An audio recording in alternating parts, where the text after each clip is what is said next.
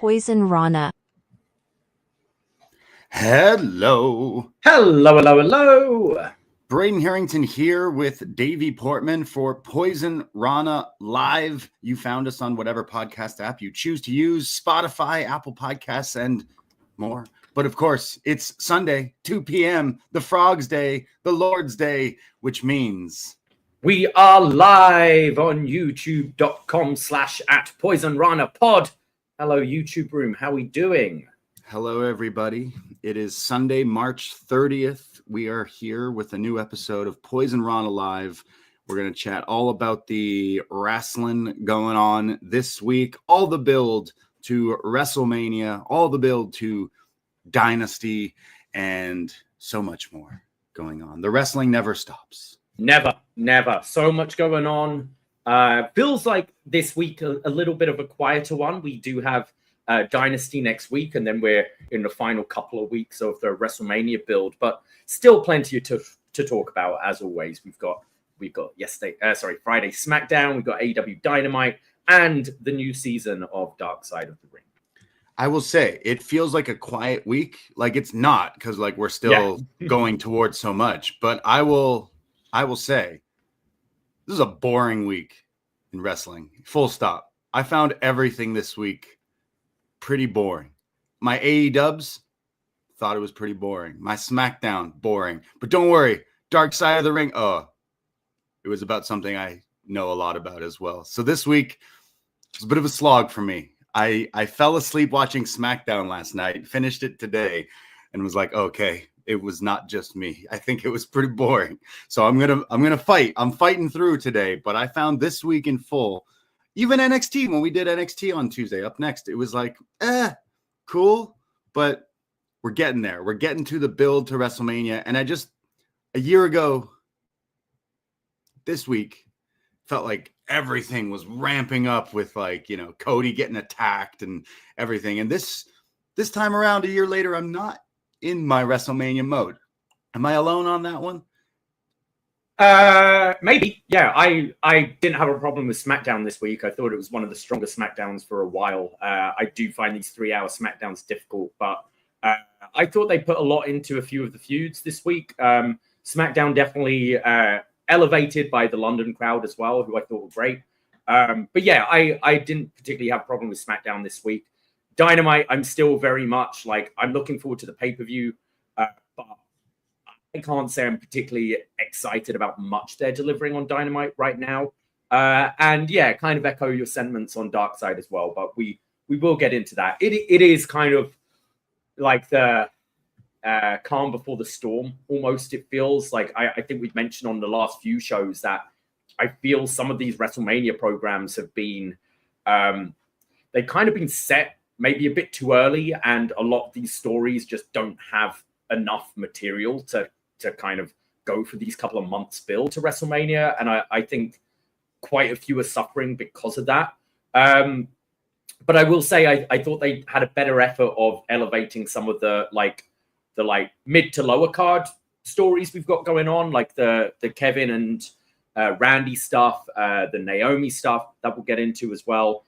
I thought they did a better job with that, but definitely we kind of talked about it on Tuesday's show about the John Cena and Cody promo, that it was kind of more of the same, and definitely need that to start stepping it up a bit. We need to Dwayne needs to figure out what he's doing so he can let this feud actually loose and start to grow and that kind of thing. So yeah, I don't completely disagree with you. I don't 100% agree with you. I do get what you mean, especially kind of last year when we had that great angle closing Raw with The Rock attacking Cody. But then, as I've kind of said before, what else was going on? Yeah, that angle was huge last year. But what else was happening on Raw and SmackDown this time last year, building up the other stuff? And yeah, I feel maybe this year it's everything is a solid this WrestleMania build. Everything feels kind of fine. Nothing feels exciting. Whereas I think last year we just had that main event was the most exciting thing. Everyone was getting back into wrestling. The Rock was back in this new final boss character. Cody had never been like a stronger baby face. So that main event thing just carried everything. Whereas I think everything this kind of across the board is just ticking along, and it's not necessarily the most exciting. It's competent, if that makes sense. It's not exciting whatsoever. Yeah, I'm finding this build now. The Elimination Chamber. Now we were there. The John Cena moment, one of the biggest moments in WWE history, full stop. And a few weeks removed, it's probably a month removed at this point.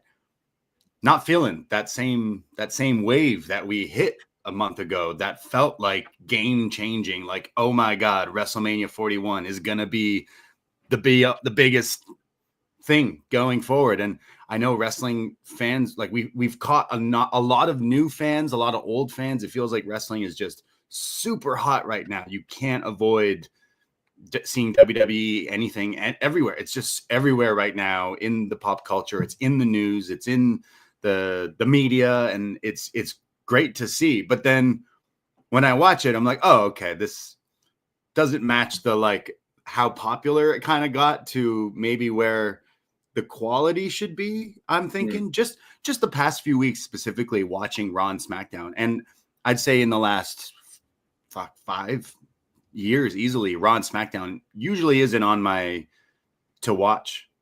Like, it's not something I tune into week to week, but I'd say since Netflix, it's become so much more accessible and so much easier to just go, oh, look, it's telling me right now, oh, for Braden, it's saying, hey, did you watch? You like click play. Sometimes it just hovers right there. I'm like, fuck, of course I'm going to watch it. And since then, I'm like, I don't know. It's just not hitting the way maybe I thought it was going to hit. And maybe that's just on myself, like putting it in my brain, like, oh yeah, wrestling is so hot right now, meaning it's so good. I don't know if that necessarily means the same thing, because I'd say the Cena thing is what's really dragging it for me. It's like, it's not hit. And I think I wasn't being honest with myself as a fan after the first promo, after the second promo. And now I'm like, okay, no, it's fucking boring. It's boring. It's boring. So Cena, we need you to kill R-Truth. I'm sorry, R-Truth. You need to be the sacrificial lamb, but we need some excitement in this. We can't. We need something. They've advertised essentially the same segment again. Like Cody and Cena are in the same building on Monday. They need to take this a step forward. Cody needs to address the elephant in the room. A lot of things, yeah. Like that's the thing that's bothering me the most. It's not Cena not bringing up The Rock. It's Cody not bringing up The Rock. Cody not bringing up Travis Scott. All of that. We need a big step forward. The R-Truth thing needs to happen as well. I think if that can amp up and get everyone excited, I think it will help elevate the whole build to this WrestleMania. But yeah, like I definitely felt it was a bit of an L this week with the Cena thing. As we said on Tuesday, kind of gave the first promo the benefit of the doubt. Yeah. This time it's like, no, we gotta move this forward. This run might be the only time we see heel Cena. For all we know, after Mania, he shakes hands with Cody and they hug and he's a good guy again. So we've had the You People promo. We need to see what's next with Cena as well. Yeah, that's definitely it. I just feel like if you compare this to any series, anything, like the big moment happened and the follow-up has just been a whole lot of nothing. And I think we were giving it the benefit of the doubt. Like, okay, no, trust, it's going to cook. They're going to, it's going to lead to something. It's been a month and it's like, where is this leading to? Oh, it's leading to they're wrestling the match. We know that already. It just feels like there's some other pieces missing there that's just not filling the gap for me as a fan. I feel like this was just a layup, and instead it's like they're really doing the like paint by numbers. Okay, Cena, you'll be angry at the fans for all these years. Like, man, that promo would have hit so good like 15 years ago, 15 years ago. Yeah. Whereas now we need a little bit more something. So yeah, wrestling's the biggest it's been. WWE's the biggest it's been ever. It feels like right now, just with the popularity, the momentum going into this year's WrestleMania 41, but it feels lazy. It feels not as hyped as it maybe should be. And there's multiple factors that we'll get into, but that's just how I've been feeling. Like, okay, no, it's WrestleMania season. I got Netflix here in Canada.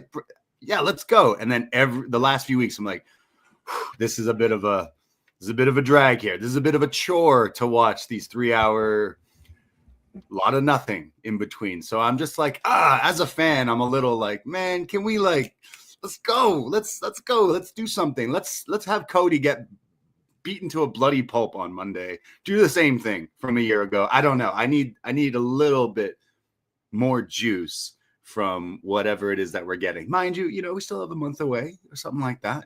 There's still time. 20 days. Yeah. Or something like that, I think that's Garrick in the chat says, unfortunately, this is what happens with logical, straightforward booking with too much time between PLEs. I kind of think that's true. I think that's something we credit Triple H for, is his booking is logical. He remembers things. He remembers that these guys had a feud whenever, like that kind of thing. But it sometimes lacks just the excitement of just random shit that happens, which I think at times wrestling fans like Russo took it too far. But there is an element of, sometimes you just want a Russo idea, like just thrown in the mix to just shake things up. And that's what the Cena thing feels like, like they randomly went, okay, what if we like juice things up and make Cena the bad guy? Like that clearly wasn't always the plan, right? Like that had to be something like, oh wait, what if we made this a bit more interesting if Cena was the bad guy? And it was. And then now he's talked a few times and it's like, oh, that really wasn't what we were expecting from this. So I feel the past few weeks of not just this, but this being the big marquee match. Like I'm a little disappointed with the build to WrestleMania thus far. And I'm watching it finish SmackDown today. I'm like, am I crazy? Like, I love this shit. I love wrestling, but this was tough. This was a tough watch for me. And I fell asleep halfway through. So I watched the rest today and I kept hearing from friends and stuff like, oh, you got it. Don't worry. The contract signing. Yeah. I didn't really like that either. Cause I can't believe that's our like main event is this 3-way that just doesn't really, I don't know. I'm definitely maybe on my own island, but I was significantly bored with wrestling. I mean, this week. In general, you don't like WWE. Like you don't like WWE presentation and stuff like that. Yeah, so especially this week. So yeah, so I think you do tend to come at WWE in a bit of a negative point, and that's fine. It's your preferences and stuff. As I said, I'm definitely not as down on it as you, but I do get the gripes.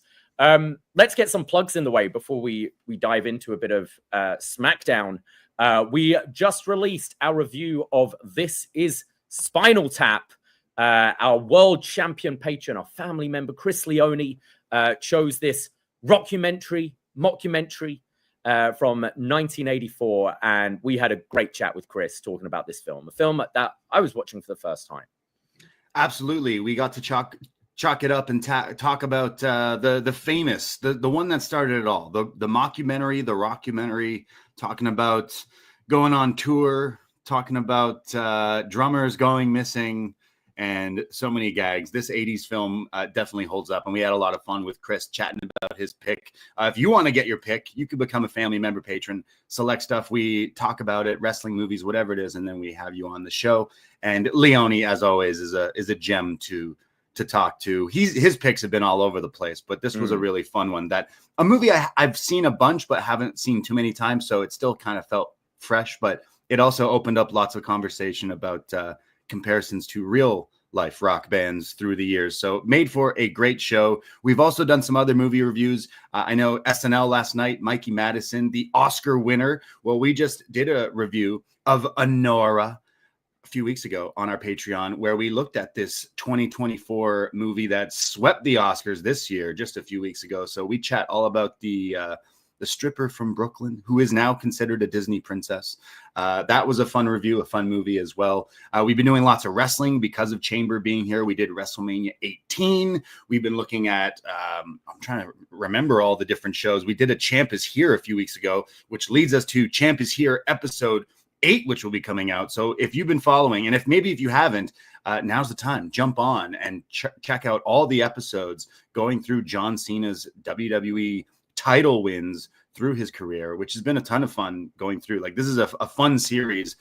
A lot of John Cena to watch, a lot of bad stuff to watch as well, but it makes for some pretty fun conversation. So episode 7 is out with Eric and Jack, but 8 coming out this week. We got Solomonster Sounds Off joining us for John Cena's 8th title reign. The voice of House of Glory Wrestling from Solomonster Sounds Off. Yes, Jason Solomon's going to be joining us to talk about the 8th reign, the shortest reign thus far. We're talking all about Elimination Chamber 2010, everything building up to that event, and the controversy around the title on that night. I think as kind of down as we might be on the WrestleMania build, this show reminds me that shit ain't so bad in 2025 with wrestling, because man, it has improved. It might not be as exciting as it was a year ago, but fuck, like some of these champions here, it reminds you how low WWE was at a point. You just look at the buildings, like smaller PG buildings, era. PG era, bad writing, bad acting. Like it's, but bad often means quite fun to talk about. And looking forward to diving into Elimination Chamber 2010 with Jason. So you get all those shows. It's only $5 to become a member, a friend, patreon.com/Poisonrana. If you haven't already, give us a shot at WrestleMania season. Why not? Keep you busy on those long rides, those hot showers, whatever it may be, your listening habits. We got you covered with tons of movies, tons of wrestling, and so much more. We got a best match ever Triple H coming out. We're going to be looking at the retro Vegas WrestleMania as well. So lots and lots of stuff on our Patreon. And if that's not enough, we recorded a snap grapple Rana, as well as a behind the BDE for our family members. Maddie Edwards from Grapple was visiting our city here, Toronto, the 6th. And we took Mr. Edwards out on a night on the town, and you can hear all about it, how we got kicked out of karaoke for singing way too much Limp Bizkit. I took the 15-minute clip of us and Maddie on the streets of Toronto, and I made that available for all patrons. But if you want to listen to a whole lot more of ridiculous and degenerate what shit, happened next? Behind the BDEs, this is a big one, because we go real honest about what happened this past week and how our hangovers and how our bodies are affected by what happened. So lots and lots of shows on our Patreon, and it keeps the lights on. Again, $5 to become a friend. So what the hell are you waiting for? Come on. Yeah.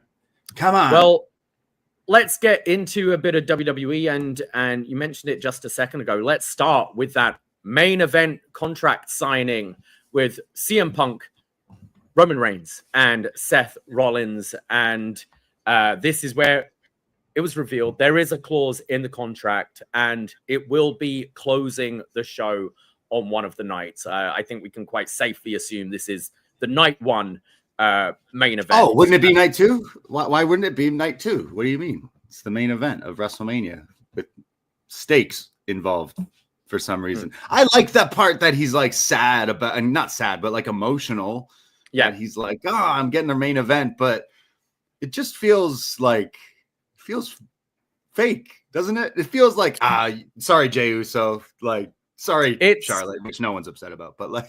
Yeah, I know you. I thought all the performances were really good in this. That's what I enjoyed from it. I did like Punk seeming legitimately emotional about finally getting his main event. I think the favor thing is still interesting. I like how that closed the show with Punk saying, "Okay, like I've got my main event, but that isn't the favor, and you still owe me a favor." So I think that is adding intrigue to this whole thing. I liked your theory. Was it on Tuesday's show where you said like Seth Rollins should be the one who wins this and maybe becomes a Paul Heyman guy? Absolutely. I kind of like that. I do think that sort of makes sense with Heyman being in the middle of Punk and Roman. Like, why not go with Seth? But I don't know. It feels cheap in a way. Like this feels cheap to me. Punk's main event. I'm like, we've said a few times, the singles match is bigger. I'm over that now. I know we're getting the triple threat. I'm excited for this match. It's 3 big stars.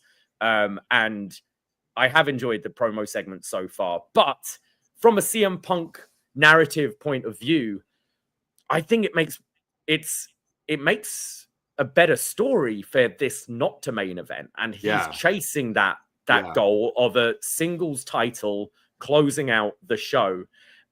And it feels a bit of a bit of a silver medal main event. You know, it doesn't feel like the real thing.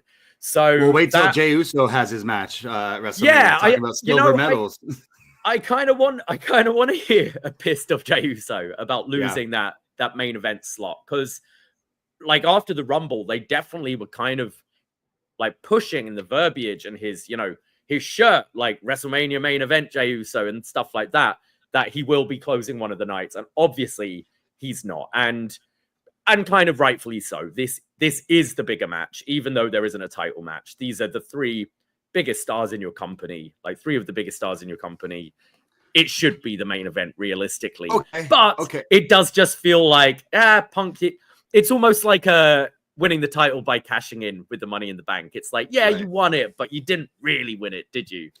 It's like, oh, we should have had a storyline that made Punk have a WrestleMania main event. Yeah, it's called the Royal Rumble, actually. The winner, as you say every year, goes on to main event WrestleMania. How many times has that actually happened? How many times does both Rumble winners will be curtain jerker Jey Uso at WrestleMania 41.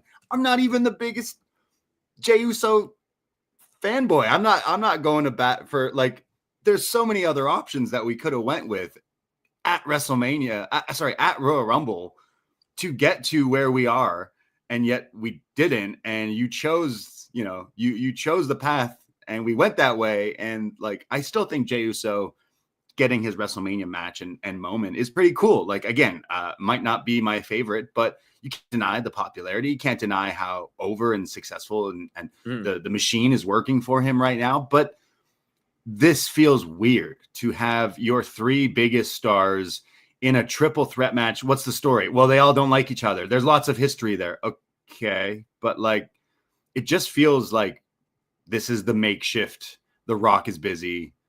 This is what we're getting instead. So as much as I think Roman, Punk, and Seth, Heyman, who, a lot of the lifting here too, do good jobs in like promoting the matches and promoting WrestleMania, and the little things like Heyman getting emotional with Punk here. Like, you are getting your WrestleMania main event. Would have been so much better if it was important match, an important title, an important somethings. This whole thing feels, I think it's an important match. Like, there's a lot, like, wrestling is all about personal feuds. Like, it's not all about titles. Like, I'm not feeling it for this one. Like, you couldn't get more personal than these three. Like, everything that's happened in real life and in storyline. Yeah, like they are all connected. Something about it.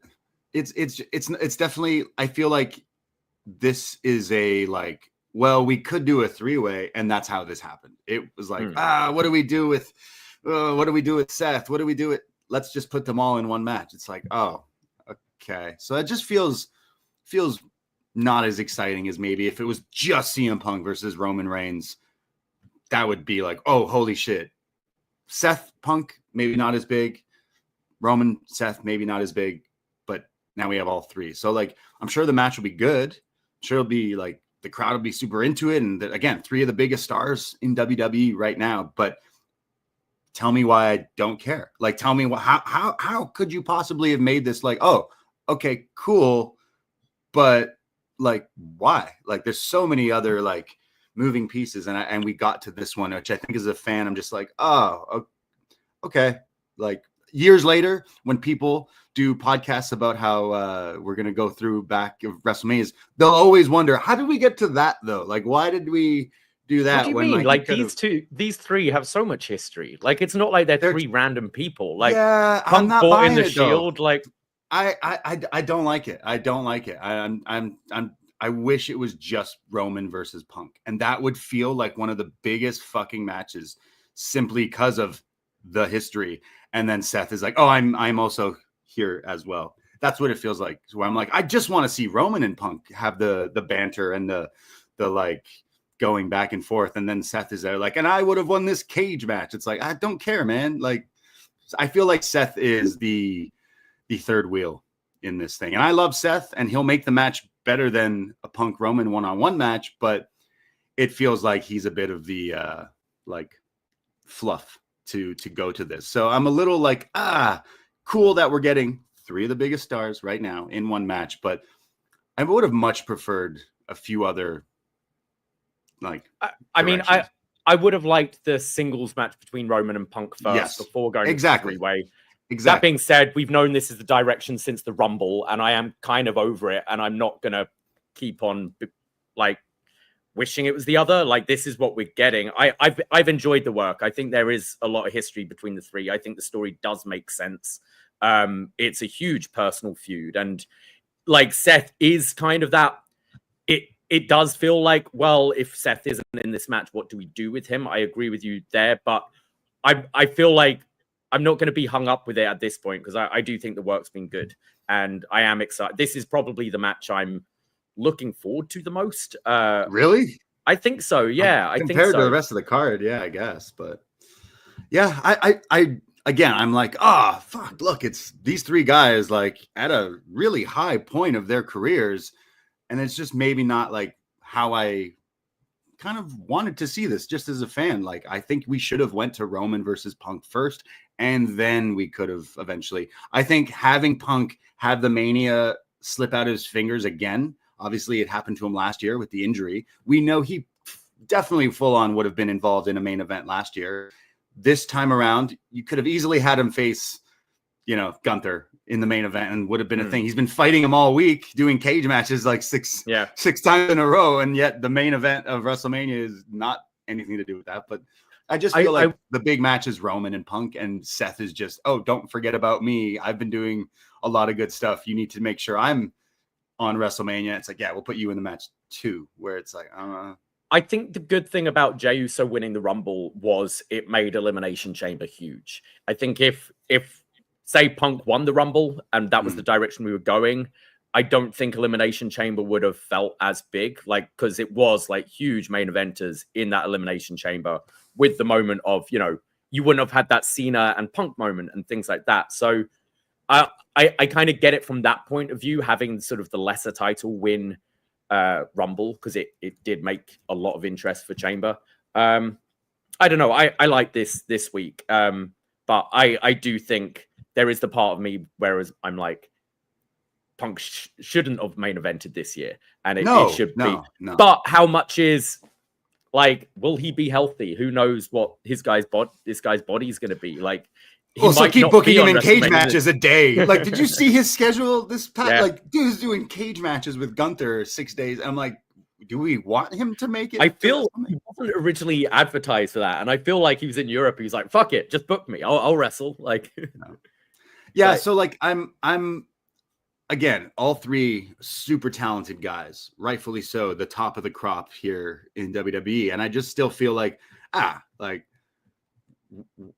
right, cool. Jey Uso should mention this on Raw. Like, hey, I heard you guys talking about the main event stuff. That's kind of my gimmick, and I don't know. I would like to hear something about that. I do think there should be a little bit of they won't. The fact that he's having this story where he's botching, slipping up and botching and that kind of thing, and now it can be like Jimmy like psyching him up. Look, you don't even have the main event anymore. Like, I doubt they'll mention it at all, but they won't. I'd like that to see that. Slowly put out new shirts, get rid of the word main event. Yeah. Mid card, Jey Uso. Yeah. Sorry, Jay. I feel like Jimmy's about to get just slaughtered on Raw by Gunther. But yeah, I feel like what else would be your main event if it wasn't these 3? But at the same time, if this was for the WWE Championship or WWE World Titles, it would just feel like it makes more sense. Whereas right now, I'm like, okay, you're just kind of fixing around. This was your B idea, your C idea, compared to like what probably was on the table to begin with months and months ago. So it's fine, but I'm like, where's Roman and Punk? The one-on-one has to happen eventually. Maybe SummerSlam, maybe next year, maybe not ever. We also had a nice sing-song to kick off SmackDown. Everyone going nuts for Cody Rhodes. Everyone going nuts for Randy Orton. Randy cutting a promo saying like, Cody, you changed wrestling. You single-handedly changed wrestling, made lives better for all the wrestlers by on your own building another company from scratch with no help from others. And but yeah, it was like a proud older brother, a proud father figure here. I actually thought Randy sounded great here, and it was kind of nice, especially I think tying into our Champ is Here show, where we're seeing a lot of legacy right now. We're seeing a lot of very young Cody Rhodes kind of running around with Randy Orton back in 2009, 2010. I thought this was nice, but then Randy saying, but I am coming for that title. I want my 15th championship reign. And with Backlash being in St. Louis following WrestleMania, I imagine it's Randy going for the title. But what's great is that doesn't tip your hand as who's going to win Mania at all, because there's a lot of history with him and Cena, and to see Randy versus Cena for the first time with Randy as the babyface and Cena as the heel is interesting. And also the Randy Cody match, which I'm sure we'll get to at some point, is interesting as well. But I thought this had a good energy to kick the show off for me. Crowd were great, and I liked how Randy sounded here. I was pretty like, oh, I can't believe you kind of said that, like referencing, you know, hey, you left and I was proud of you. Again, big broing him, but at the same time, like giving him his flowers, like, hey, I appreciate what you did for this industry, essentially. And I do think Randy will be main eventing that Backlash. I mean, whether it's Cody or whether it's Cena, you could see him going for that title. I guess my other theory of Randy somehow being the third man won't be injected into the story, but a heel 09 Randy versus a babyface Cody in 2025, that'd be all right, though. That'd be okay. If he brings the punt back, it could, you know, all those other voices open up like, hey, if I punt this guy in the head, I could be WWE champion. So, and how crazy would it be if Randy were to be the one to take that title from his former legacy friend there? But yeah, I could see them doing a very similar thing to what they had with like both AJ and Kevin Owens last year, where if you do go Cody and Orton at Backlash, it could be a babyface, and then the loss is what kind of sets Randy over the edge. Right. Or you could just hold that off till if Cena is champion. I think they will want to do Cena and Randy one more time this year. And maybe you save a Randy heel turn for SummerSlam or something like that for Cody, because that is a big match that they have to do at some point. And this was sort of the first tease of that on Friday. And I don't want to sound like a negative Nancy, but I said I didn't really like SmackDown. And the past few weeks, like how many weeks is it now that they've been across the pond, like traveling? 3? This is 3. It's like, it shows that like, they do a lot of the sing songs for everybody. And then the guys are like, oh yeah, sick. And then they go through the show. And if it were to have been in the US, I feel like they purposely did make this WrestleMania tour, because usually the crowds are not that loud. And because why should they be? Because some of the stuff that you're getting is like, why would they start losing their minds for B-Fab and Michin on screen? Like they don't. So here in the UK or in Europe, they're like, holy shit, we don't ever see any of these people. And they go like balls to the wall. And it really like helps making them feel like this really, really, really, really hot product. But then when they come back over here, I think people are like, oh, SmackDown, like it sucked this week, but this week was good. The crowd are really hot. It's like, does the crowd make the show better when they're singing the songs? Also, they really love that song that they just keep changing, like Daddy Cool, Cody Rhodes. Yeah, they really love Daddy Cool, which is a fantastic song. Don't get me wrong, but it's like I think the crowds now are like, oh, we have to top what happened in Brussels. We have to top now Glasgow and things like that. And then they'll come back to like Corpus Christi. Crickets. Yeah, I don't think they're doing the Corpus Christi loop anymore. Ever again. It's a B. What was it they said? Like they're not going to these B and C level towns and cities why would anymore. They? Absolutely.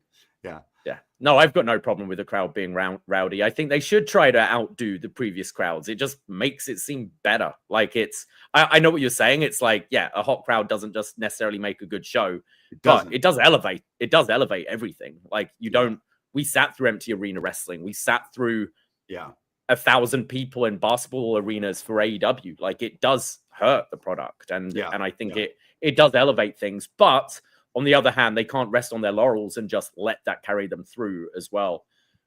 Chris Jones in the chat saying, I'm telling you, Cody is winning at Mania. No one but me sees it. It's Cody versus Randy at Backlash. Cena winning number 17 is a babyface moment. Trust me.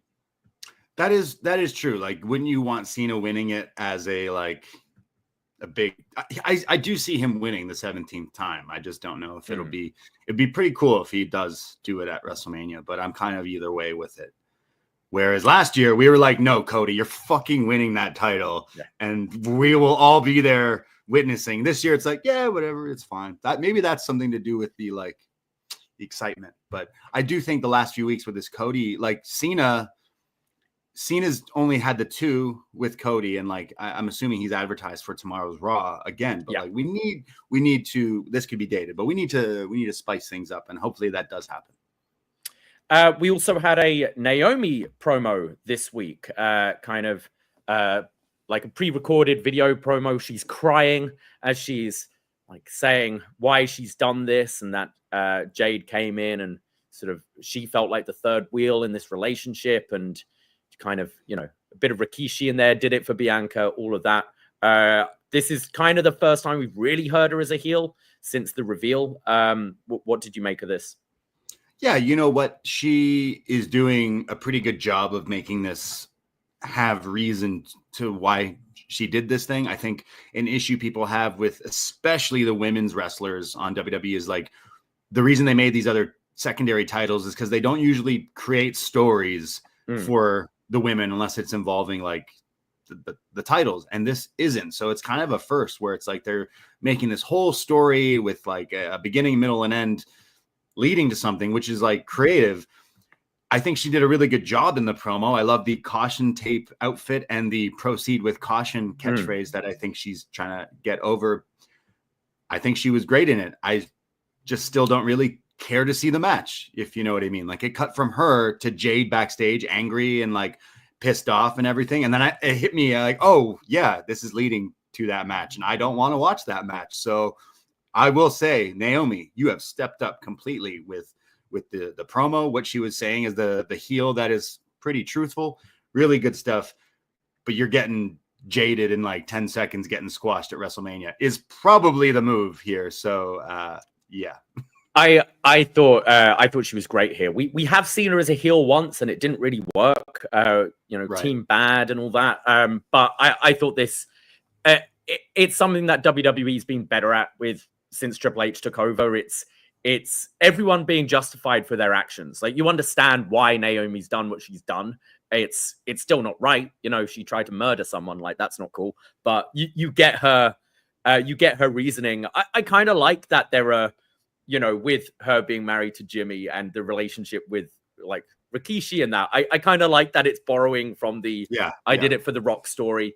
I do see Jade winning, but after this promo, I'm no, Naomi should win. Naomi should win the match. Bianca should win the title, and that should be your feud coming out of WrestleMania is Naomi and Bianca going at it. I thought Naomi really stepped up here with this promo, and I thought it was one of the highlights this week actually on SmackDown. She definitely stepped up. It's just you realize it's for a match with Jade, and it's you kind of do want her and Bianca to feud going forward. So maybe she should beat Jade, but I just don't see that necessarily happening. I would imagine it's a squash match at WrestleMania. I found this bit kind of funny on SmackDown. Drew McIntyre is on top of the world. He's hanging out with Louis Capaldi. They're gonna go to the pub. You know who Louis Capaldi is, right? He's a singer, right? Yeah, Scottish. Yeah. He's good. They're about to go to the pub, and then Damian Priest attacks him and slams him on the car. Real glass. Yeah, this looked painful. Real glass. He's claiming that he's got glass in his eye from this thing. He was holding his eye. I couldn't figure out how the glass got from there to his eye, but keep kayfabe alive, I guess, brother. I was just pissed that Capaldi didn't help him. You were right there, man. He should have either helped, or we should have seen him running off scared. Because he's a funny lad, Louis Capaldi. But we've been saying this feud is just a feud that we need both these guys on the show, but it doesn't have a lot of sauce. And they tried something here with like, hey, at least slamming the guy through a car, and Priest being upset because Drew running his mouth quite often. Earlier in the night during the Randy Orton segment, he called Priest the Timu Undertaker, which I thought was a pretty funny line. But and he also called Cody and Randy Nepo babies, which also got a laugh out of me. But like, Priest needed to attack him. Priest needed something. This still isn't enough. Don't get me wrong. I can't say I'm excited about this feud at all, because when Drew did say those things on the mic, it made me go, I wish the pieces here were moved around, because Drew had one hell of a year in 2024. I kind of think he maybe a little above this. I think he could have been featured in a bigger match, in a title match, in a main event or something, because he has been arguably one of the best talkers in WWE. And I feel like it's a little bit of a waste here, not knocking Damian Priest. He's definitely stepped up and had a hell of a past few years, but I can't say there's going to be anything that they do in this feud to make us all excited about it, really, because this is as good as it's going to get. I think as well, they've been kind of strategic whilst in Europe, because Drew has been he's over in Europe. Right. So, and if you look at a lot of these segments, they've all been sort of backstage or brawls. They haven't really let them have a promo off in the ring, because I think Priest would just be swallowed up. So I think they may be holding off on that until we're in back in the US, where fans might be a bit more split between the two. But I mean, if you were doing anything in front of this crowd with Drew and Priest, Drew would have been the major babyface in this one. Yeah. I do think because I agree. Like, I think Drew's had a hell of a year, and it is a shame that he doesn't have a bigger match than this. But I think that could end up being a good match on the show, because I think these two will both have a big chip on their shoulder. You know, Priest won the title last year. Drew was in major feuds, main eventing against CM Punk, and now they're just going to be kind of lost in the middle of the show. I think both will have a bit of a chip on their shoulder with something to prove. I kind of see after this Angle a gimmick being thrown on this match as well, like street fight or no DQ or something like that. Yeah, like I imagine the Seth Roman Punk might not have the stipulation necessarily attached to it, but that will be your, like, you know, it's triple threat. So you'll have triple threat. You'll have the barricade spot. You'll have the table bump. Yeah. Whereas this, like, I see them adding like a no DQ Las Vegas street fight, parking lot brawl. You know, you could do a whole bunch of stuff. A funny part was, obviously this was done, and as Drew is laying there being checked on, CM Punk is making his way backstage for his main event contract signing. And a great line in any movie, in any wrestling. Punk has done it a few times, but such a shame. And then he walks on. Like, anytime you say, such a shame, and then you just like ignore it and keep going, always a good gag. But was this yet another callback to Real Glass? Like, this had to be the reasoning of Punk seeing Drew in the glass going, there's glass in my eye, and Punk being like, shouldn't have used real glass, motherfucker. Real glass, Cry me a river. Anyways, where anyone checked on Scapegoat? What's Scapegoat doing? Scapegoat watch. Yeah, where's he gone? Bring him into WWE. Yeah. Like, I joked many Night of Elimination Chamber. I may have had a few too many pops, but I was like, hey, Hangman versus Punk would be like the biggest match in WWE if we were to get that. Could also bring in Jack Perry. That would be all right. But I love the little like crossover that Punk and Drew will never be totally over each other. Yeah. Like that continues on. And it's kind of the Hangman swerve of WWE, right? Yeah. We had Jacob Fatu attacking LA Knight and Braun Strowman, kind of throwing out the title match there. They teased, I guess we're getting a last night man standing that match with Fatu and Braun on a SmackDown coming up, I think.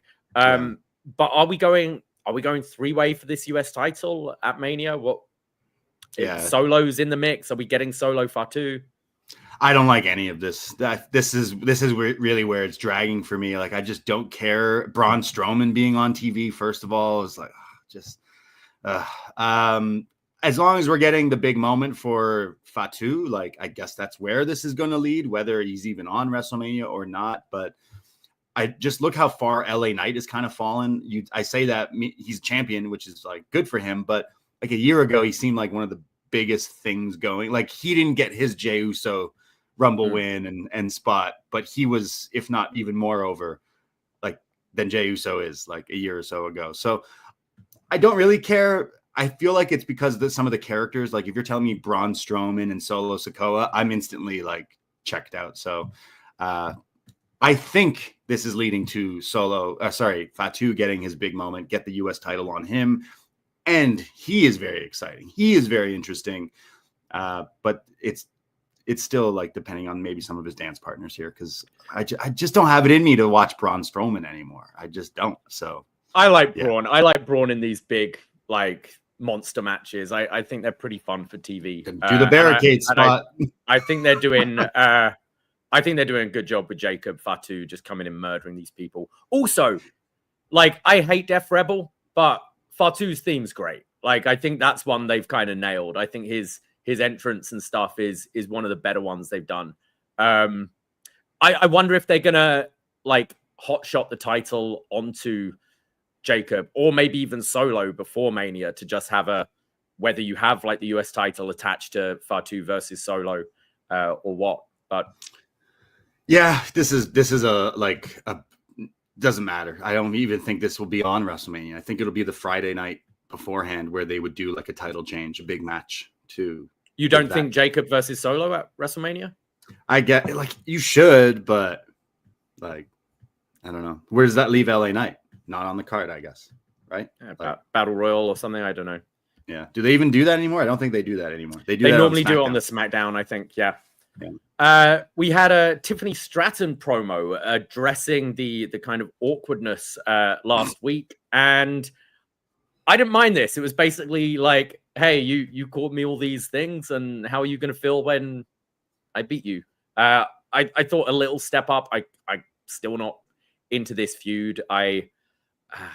It's Charlotte for me. I haven't liked Charlotte at all since she's returned. She hasn't changed. She does come across very fake, I think. We said the match should hopefully be good, but I thought this was a bit of a step up from Tiffany this week. Yeah, like I still just the hype for this match is not at a high, but again, when the bell rings, we're all hoping that like this should potentially be a classic. Like two blondes, two really good wrestlers. This should work. But so far, the feud has done absolutely nothing for me as a fan. And I think it's Charlotte. I think she is just stale. And a little cherry on top is, don't take anything old wrestlers have to say all the time as gospel. But Ric Flair recently being like, oh, Charlotte will go down as not only women's, but the best WWE superstar of all time. And I'm like, Rick, I thought you said you stopped drinking. What are we doing here, Rick? Just because it's your daughter? No. Charlotte has really dropped in like her aura, her ranking system, because this feud has been pretty bad. Like this they've just made so many mistakes with it. I think like Charlotte is a huge star who was off, like she was on the shelf for a long time, and just like bringing her back, like her winning the Rumble, it's all the stuff. It feeds into all the negativity, and I get she's playing a heel and we're not meant to like heels, but I just think it's playing more like this isn't so much the character, but it's, oh great, Charlotte comes in after being away for over a year. She wins the Royal Rumble. She's getting a big match at Mania. And I just think there's ways to have handled her coming back that would work with this feud a lot better. I said, I'm just so over the Queen and the ruler thing.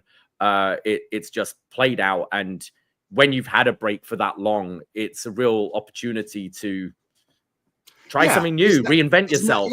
Exactly. And I think that there's good stuff here. Like it should be like, Tiffany trying to get that dream match, but it's backwards Tiffany being the champion here as well. So it's not hitting. As I said, I did think Tiff stepped up a bit this week. It's still not where it should be for one of your major matches though. Yeah, like again, hopefully this does deliver. Charlotte can be hit or miss, but you go away for so long only to come back and instantly everyone's like, "Oh, you should go away." Like that shows that you're not good at this anymore, I think. Like imagine that. You go away for half a year. I don't remember how long she was out. She comes back and it's like we're already like looking at our watches like you need a break. You need a vacation because we need a break from you. And oh wait, you just came back? Oh, you're going to be wrestling. Oh, okay. Right. Yeah. Yeah, not hitting the way I think it should be, but the match hopefully delivers. Tiffany should win too, by the way. Like what a waste that would be for her to lose to Charlotte, which she probably will lose to Charlotte, but we'll see. And then we have the announcement that Rey Fenix, with his name and everything, is debuting on SmackDown next week. What a great time to debut him en route to WrestleMania, which means you'll probably not be on the show. Like, isn't it a weird time to bring people up right now? Like Penta was like months ago, so that's fine because he'll be incorporated into WrestleMania. But like Rey, like you're coming in this week with 2 more weeks till WrestleMania. It's like, where are you gonna? You're not gonna be on the card, I imagine. But I'm super excited to see this guy. We love the Lucha Bros. We love Rey Fenix. We love Penta. I can't wait to see what this guy. This guy is an incredible in-ring talent and will blow people's minds away with stuff that we've already seen every week. But like, as soon as he catches on to mainstream people, he will be a mega star, I think. And then the inevitable Lucha Bros match or tag teaming or whatever. Like, I'm just happy, man. I am a big fan of Lucha anything. And like, I'll go to bat. Rey Mysterio will always be the GOAT luchador of all time. But coming up to number 2 and 3, chasing him, these two, 100%. And I'm really excited to see what they do on WWE. Because so far, I'm loving Penta on WWE programming. I can't wait to see. Like, as soon as this guy does the ring rope PK kick or whatever, the penalty kick, like people are going to lose their minds. This guy does that one tornado corkscrew thing. People are going to be like, holy shit, who is this guy? So I'm excited. I don't think you need him on WrestleMania, but I think he is someone you could have win that Andre the Giant Battle Royal thing to have him, he's only just come in. It's a big, undersized underdog winning it. Not that the Battle Royal means much, but it does feature him and keep him in people's minds. I found it interesting that they did bring up that he's the brother of Penta and that they are a tag team and stuff, because I was curious if they were just going to kind of ignore that until you eventually put them together. But yeah, I'm excited. Who do you think he should face next week on SmackDown? Do we have what luchadors do we have? What crazy Carmelo Hayes would be? Carmelo or Santos is who I was thinking. Oh right, yeah. Like someone who could have like a good first appointment. Yeah, just a showcase match who can eat the loss. Yeah, I see one of our listeners, Chris Jones, in the chat saying, "My son gasped when he saw Phoenix. He asked, is he like Spider-Man? That's promising." Yeah, exactly. You watch this guy once, you're a fan because you're like, how can you not be? He's insanely talented. So I'm excited. Like, it's weird how we got here because both of them were like, "Oh no, all this stuff is fake. No, Conan, just shut the fuck up." And then look, they are in WWE. So like, they're what's this? That when there's smoke, there's fire kind of thing. Like we kind of knew that they were trying to you could have just punched someone and maybe you would have got here sooner, but you got here, and I guess that's what matters. So I'm excited to see what the Lucha Bros can do in WWE. Anything else from WWE before we move on? Like we got the vignette, and this time around, like they're telling us this is Rey Fenix. They're explaining, hey, this is him. He's coming in. But the other vignette, which was like the smoke and the evil guy, like we're all assuming that's Aleister Black returning to WWE, right? Like that makes sense. Yeah, that makes sense. It's kind of in the videos and stuff. I think it indicates the SmackDown after WrestleMania. Okay, nice. So that's cool. Who would you program with him to kind of start like a first feud? Who likes to get pinned? Who likes to never win matches? Book that person, because they'll get along great. Yes. Well, shall we move over to a bit of AEW? Yeah, like we talked about WWE Raw on Tuesday, and we kind of gave our thoughts on like the Cena stuff. And I'm hoping tomorrow on Raw we do get something a bit more juicy, a bit more saucy with Cody and Cena. But like all in all, I didn't think this week was too exciting for WWE programming. I'm just like with some. I'm not super thrilled with some of the like direction of the card for WrestleMania. Like some of these matches doesn't necessarily like get me like, oh, holy shit. Whereas last year I felt like there was a lot of stuff on that. Like even the women's, like the triple threat, Bianca, Io, and Rhea should be an incredible bell-to-bell match, but the build to it, not necessarily doing it for me. But again, I do think that will be one of the show stealers over the weekend of WrestleMania. But everything right now, I think it was just this week was just like a little boring for me with leading into what is the biggest fucking show ever, essentially. So I'm hoping they really kick things into gear on Monday Night Raw. So let's go over to a bit of Dynamite from this week, starting with the Mox and Swerve promo. Mox telling Swerve that kind of you are worthy, you are a worthy competitor. You don't spend your time on Instagram with filters, so kind of putting him over a bit, but it's still for me that the Moxie character just doesn't really make sense. Like he's trying to toughen up everyone, but then it's just cheating, House of Torture stuff, which kind of just goes against what his like mission statement is. I feel like we've said the same about these last few Mox feuds, and I can't say I feel much different. As much as I like Swerve, and I'm sure they're going to do something crazy, the two of them, knowing what they're like, I'm sure there'll be blood involved. But again, this is what your is the main story of your company right now, and it's not working. And I'm surprised they're still kind of pushing on with it. It's like Mox is trying to be like Gunther, right? Where it's like the ring is sacred and this is the way things should be, and then yet like doesn't do any of those things, uses weapons, gets his friends involved every match. Like it's not clicking the way he is, because in this promo, Moxley goes out of his way to shit on WWE in this promo. Not that like other companies do this and that. It's not anything new, but him making fun of like Hollywood execs and like, that kind of saying like, I do this because like wrestling needs to continue, not just WWE needs to be a thing, but like pro wrestling. So I got what he was saying out of that promo, but then like, I'm still like, I don't like what you're doing right now in wrestling. In fact, you're the one thing that is really the center of gravity in AEW that's fucking this up right now. But I guess the bright side is we are getting Swerve versus Mox. And I really love Swerve, man. I do think he is a big component, a big part of AEW. And I think it would be a wise move to put the title on him right now. I think we were saying that about Cope. I think we were saying about fucking literally anyone. Put the title on fucking Von Wagner. We'll get there in a second. Swerve should win. It should be Hangman Swerve at All In Texas. That's just like what I would go. I thought Swerve sounded good too here, and basically saying like, hey, you're known as the hardcore guy, but actually like I am too. So like, are they gonna get violent in this match? I like that. Like I like Swerve bringing up that Swerve has won a death match where Mox hasn't. Mox lost to Hangman. He lost in that in the same year. So I like that line. I thought that was good.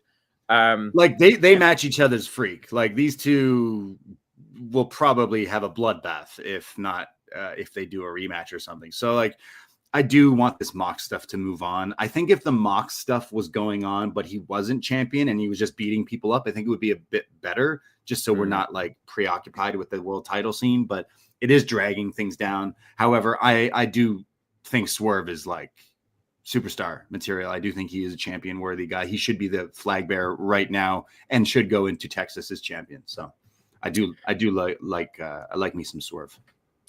We had a sit-down interview with Rated FTR after Dax Harwood refused to pick up Cope last week after the title match. And Dax was kind of apologizing, just saying, emotions got the better of him. He wants to focus on the tag division, but Cope and Cash were like, nah, we still got something here. Let's go for the trios title. What did you make of this segment? Like, it's wrestling, so it's whatever. But it's so funny of is it Dax who's like, yo, we need to get back those tag titles, and Cope is like, no. What about the trios titles? And it's like, fuck. All right. Well, who's the trios champ? Oh, fuck those guys again. Okay. Yeah, I guess. I'm not sure. Is this just gonna eventually lead to Cope, Edge, and Christian taking on FTR at All In? Like, because I watched, think so. I cherry picked Collision just before recording, and like a big thing that happened was Dax and Cash or Dash. Which one's Cash? Which one's Dawson? They get in a bit of an argument, and he gets shoved. So like they're teasing, oh, look, could FTR, is it just Dax who's like, on his own? When really, I don't think that's the case whatsoever. And it probably will end up long game here leading to Edge and Christian versus FTR, right? Like, well, you've had the thing like Nick Wayne said on Dynamite, like, you see what happens when we follow the plan. So still kind of getting little digs in at Christian. So I do see Christian breaking away from that group. I see Cope eating the pin. And, that's when now Cash finally turns as well. And you have Dax and Cash just beating the shit out of Cope at Dynasty after the match. So you'd say heel FTR versus Edge and Christian? Yes, exactly. Okay. So, and I think that's what Cope eventually gets back to Christian that way. Like this is the match you do for All In. So you've got a few months to get there, but I see it, Dax is obviously frustrated. He's frustrated with wasting his time doing this Death Riders thing when they should be focusing on the tag titles. You then have Cash kind of see the light and join Dax to take out Cope because they're this close to winning the trios and Cope fails again. Right. And then you can do the build. You can do, if you want to, Hurt Syndicate is super hot right now, but heel FTR beating Hurt Syndicate for those titles to build to Edge and Christian versus FTR. There's just one big flaw in your plan there, Davie. You just said, the words came out of your mouth, maybe Cope will take the pin. Good one. In a screwy fashion. He's on the phone with Malachi Black right now. Like, okay, so what should I do? How do I? Okay, right. I'll climb out of the cage. That's what I'll do. Yeah, wait, no, this isn't a cage match. Yeah, I don't know. I guess FTR as heels would make sense. Like, they're not going for the tag titles. They should be angry that they keep being dragged into Edge's shit. So like maybe that does make the most sense. And I do think people do want to see Edge and Christian tag one more time. Like we were here in Toronto when they fought one more time, and it was pretty magical. And I'd say I'd have a soft spot for seeing them tag at least once more together. Like both guys being forced into retirement at some point as well. You never know how long you're going to have, so you've kind of got to do it soon. And it just seems that the wheels are in motion now with this like little FTR feud with dissension between the patriarchy. Like I think we are building to that. And Nick Wayne, I didn't mind this. I enjoyed this. I enjoyed this little sit down this week. I do think it will lead to Edge and Christian tagging. It will lead to a 5-second pose. Maybe Nick Wayne joins FTR. He becomes their like third man. I don't know. We'll see. We'll see where this goes. But I didn't mind some of the again, going back to what we were talking about at WWE, like the bad guys having reason. Like Dax definitely has a reason. He said right here, like multiple times, week by week, like, hey, we helped you because you were your friend. But at the same time, like, we need to focus on ourselves. And our careers going down because of it. Like, when was the last time they even challenged for the titles? So we'll see. We had Battle of the Nerds. Kenny, Speedball, and Ricochet. Canadian nerds. Yeah, just three dorks going at it on the mic this week. What did you make of this? And hearing Speedball on Dynamite for the first time. Well, first of all, we got Kenny Omega taking on one of our favorites, Trey Baxter. Blake Christian, Vanilla Baby. He's a pretty decent wrestler. He got some fun stuff in, but ultimately got squashed by Kenny Omega, which we all kind of saw coming. But try again, Vanilla Baby. We're not. I still have hope for him down the line. I think he could be something. He's pretty good. But this was to get Kenny in the ring, having a moment after a quick match with a microphone. I love Speedball, but say I was shocked that they gave him the mic, because I can't necessarily recall over the last 10 years of watching this guy wrestle how many times he's cut some promos, especially on TV. And then I thought, well, he's not been like on TV like this before. Like if you count TNA and all that stuff, like this is a first time talking. And I was like, oh my God, this could go really bad. I didn't think he sounded that bad. He still does come across as a bit of a lovable, cutie Canadian nerd, but that's kind of why we love him. And at least he was wearing shoes this time around. I'm excited about quite nice shoes at that. Look at them. What's very nice. I love his shirt too. Shout out, I think it's Alec who did that shirt design, who did our Lucha Frog of Doom as well. He's doing a lot of AEW shirt designs. I'm just excited about this match. Like this is the one that from bell to bell, I will be seated. I will be locked in to watch Ricochet, Kenny, and Speedball go nuts. We definitely know these guys are going to go crazy in this match. So definitely looking forward to that. I thought Ricochet was at his wedding, his legit wedding, sending a video in from that. I loved Kenny is the king of nerds. And I'll say Kenny is my favorite, but he is so nerdy that he's done this in AEW where he's always doing the one-liners that are like contradicting the classic wrestling stereotypes. So like when Ricochet's video ends, he's like, oh, wait, I wasn't done talking to you. Like, yeah, we know, Kenny. We know you fucking nerd. We know. You're like, he does those little things purposely. So Speedball's like, congratulations, Kenny. And Kenny's like, thanks. Like, what are you talking about? It's like, it was really weird, but I love to see it. So I'm interested in this match for sure. This is the selling point. Like this 20-minute match will feed families. I'm sure we'll be talking about it at the end of the year because I'm really hyped about it. But Kenny wins, right? Like he retains. I would think so. Yeah, you're Okada, Kenny, Okada. Yeah, I would think so. Yeah, Mike Bailey's is going to be an interesting one to watch because he's like you kind of have to talk. Everyone talks in AEW. Like, and I know what you mean. It was like, oh, he's got a mic in his hand. I didn't think he sounded bad. He sounded fine. I think he's just his wrestling's what's going to get him over for now. But there will become a point where he's just so nice, you know, and it's like and it's how far can that take you? So Speedball's definitely an interesting one to watch because I don't know quite where he fits into AEW after this. We're going to see him have great matches, and that's awesome. But is he going to end up being one of these guys who's just, you know, is going to provide you a fun match on Dynamite and Collision every week, or is he actually going to be a player in the company? And I think it's I'm not sure yet. It's funny because like Ricochet leaving WWE, obviously a different trajectory than Speedball coming from like the Indies and TNA and all that. But like Ricochet came in here and heard all the criticism, mostly your criticism of like, hey, what does Will Ospreay say all the time is like, hey, I sucked at talking, so that's what I focus on. It feels like Ricochet is focused on that. Like he is fantastic now on the microphone. Oh yeah, I hold my hands up. I eat my words. Like Ricochet's been great. I think everything, just down to the, you know, the stupid glasses with the baseball cap and all, just everything is working, and he's just so unlikable. But I'm pumped for this match. So like this is the match for me. The rest of the show is like, all right, because like I'm a big Kenny guy. I love Ricochet. I love Speedball as well. Two of my favorites. So like, yeah, this is a bit of a like fucking. This was specifically for the sickos. We're gonna get some three-way dance that's gonna, you know, go balls to the wall, and I'm all for it with these three. We had more in the MJF Hurt Syndicate. The boys are back. Bobby and Shelton are back, and they're pissed. MVP potentially bringing in MJF into the Hurt Syndicate.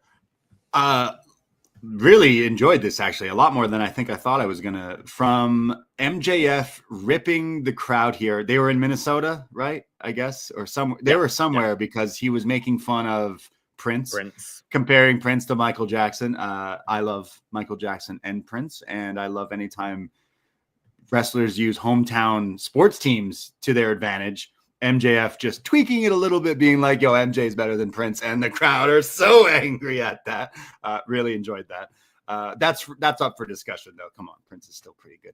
Also making light of MVP's Kane. Thought that was pretty good. Like these two legit are friends in real life. That's kind of what maybe makes this like a bit like interesting, considering I did like their back and forth. But my favorite part maybe of the whole show was Bobby Lashley staring at MJF, daggers. And MJF's like, hey, what, are we gonna have a problem? Like, what's wrong? And he's like, give it to me. And he's like, what are you talking about? Give me the card. Gives it to him, rips it up. And MJF is like, yo, you want to fucking go? And MVP calls Bobby, Roberto, calm down. Roberto, please. Roberto, please. And maybe for the first time ever, I'm like, holy shit, am I excited about a Bobby Lashley match? Because we should go to Bobby Lashley versus MJF after this. And I don't know where this is going, but I'm kind of interested. I wonder kind of if we tie this into the whole FTR thing, it's a way you could protect the Hurt Syndicate losing these titles. It is a very Tony Khan thing. You've got these two as tag champions, and MJF, who definitely does not have a tag partner, is potentially entering a feud with the tag champions, which seems a little weird. But, you know, MJF and FTR do have a little bit of history as well. What was it? The Pinnacle or whatever they were. Whether MJF ends up costing the Hurt Syndicate the titles in a match in FTR down the line. So that way you can get the belts on them and you can enter a Bobby and Bobby MJF feud. And around about that time, I think Cedric should be available. So you could then have Cedric join the group to be with Shelton, to have the tag act and Bobby move into singles. I think that could definitely work. But yeah, I think this is a whole story that isn't one I was potentially seeing. Definitely like a MJF Hurt Syndicate tease and a Bobby feud, but I'm enjoying it. I think it's been good so far, and I just think the Hurt Syndicate have been great since coming in, and the crowd loved them. Just everything's working, and it's a big like what if, what could this team have been in WWE back in the day if there were crowds and different people in charge, because I think they've been great. Absolutely, they've totally stepped, like the way that they've quasi, like they're like baby faces, right? Like, because we know that they are the cool heels so much that they're just like going with it, like they're the good guys now essentially. And I'm interested, like, is this going to lead to MVP wrestling MJF? Like, is this going to lead to MJF joining them, whether it be for a little bit or just instantly feuding with them? Does he find some friends? Like, I don't know. MJF is the guy who, like, you know, was champ for a year. You could easily put the title back on him and have him feud with other people. But right now we got a lot of other things going on. So it's like, we're trying to keep him preoccupied and busy. And I'd say this was something I did not see coming. And so far I'm like, okay, especially when Bobby took the car, because MJF is also the guy who always wears suits. And so do these guys. So all four of these guys in the ring wearing suits, I'm like, oh, I like when my wrestlers look like this. I was gonna say, I think they should have some fun and have MJF momentarily with this group. You should have him, you know, being fanboy at ringside during tag title defenses and them giving like looks like, what are you doing? But also, like, because Bobby's suits are just beautiful. There's that like leather maroon suit he wears. Yeah. We need the leather Burberry suit on MJF. Oh. To join these boys. Oh my God. I'm kind of for him hanging out with them a bit, like to see where this can go. So right now, I mean, he's not, because Bobby ripped up the card and was like, no, you're not part of this. So I'm interested in this. This was the total left field thing that I'm like, okay, interesting.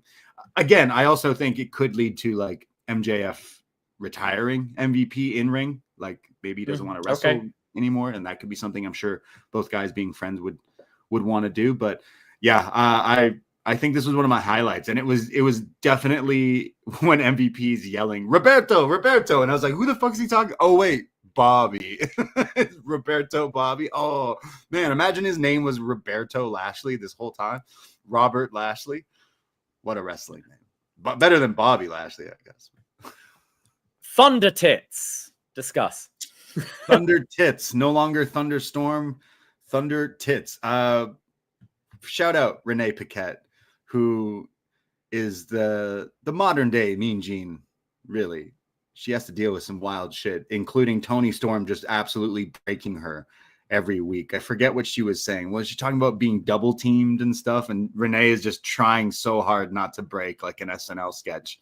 I've been loving Toni Storm. I think since the high of the fact Mariah... Tony's never broken in this as well. Like it's very impressive.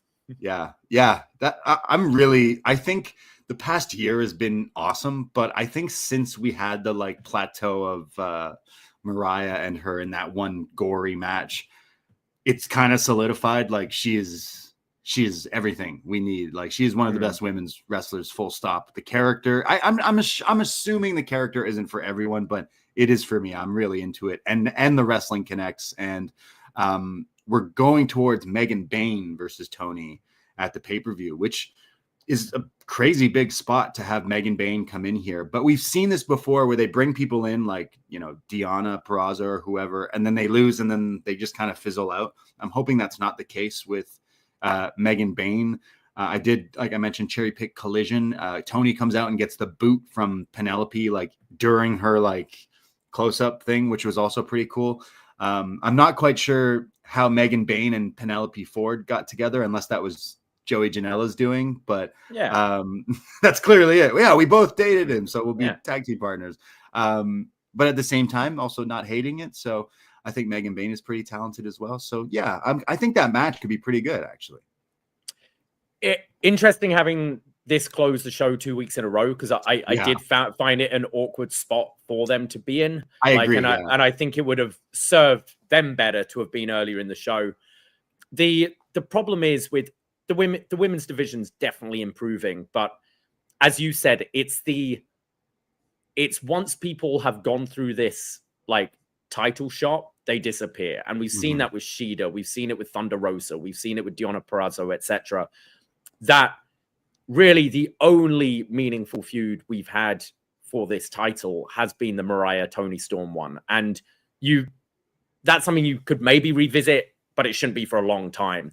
So now it's you've really got to heat up the other people. And I assume after Megan Bayne, I assume we'll get Thunder Rosa versus Toni. And it's really difficult now for you to make me care about any of these other women, because they are just pushed aside. Like they have their title match, they lose, and then we won't see them for a few weeks. They'll do some skits on Collision, which not everyone watches all the time, and they're kind of forgotten about. So they really need to try and have more of a presence for some of these women regularly. And it doesn't have to be matches, but promos and story and angles and that kind of thing, because it's going to feel, until we get to Toni and Mercedes, it's going to feel like she's treading water a little bit, I think, until we get there, because I don't think anyone else, there's not many people in AEW on that level apart from, I'd say, Willow, Statlander, and Mercedes, Mariah. Like they're your top ones, and you can't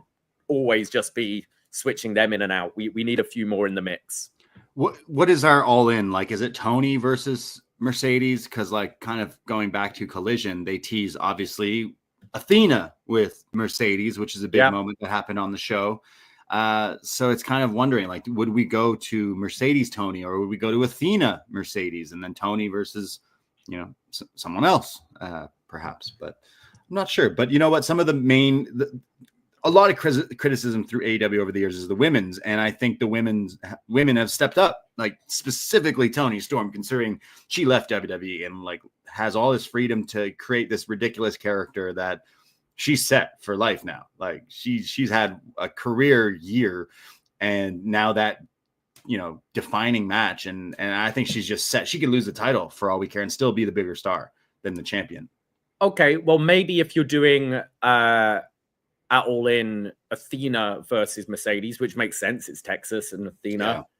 Maybe you do Toni and someone she's got history with, Mina Shirakawa, who is now All Elite. Yes, everyone loves Mina. So she had her time in AEW, and then she was still doing Stardom, and now she's left Stardom, and she's going to be full-time over here. I mean, I think she became a pretty big star pretty quickly in AEW. Yeah. I don't think anyone watched anything with her and went, "Oh, I hate this." Men, women, doesn't matter. Everyone was like, "Yeah, whatever this is, we want more of that." So Tony Khan did the right thing and book it.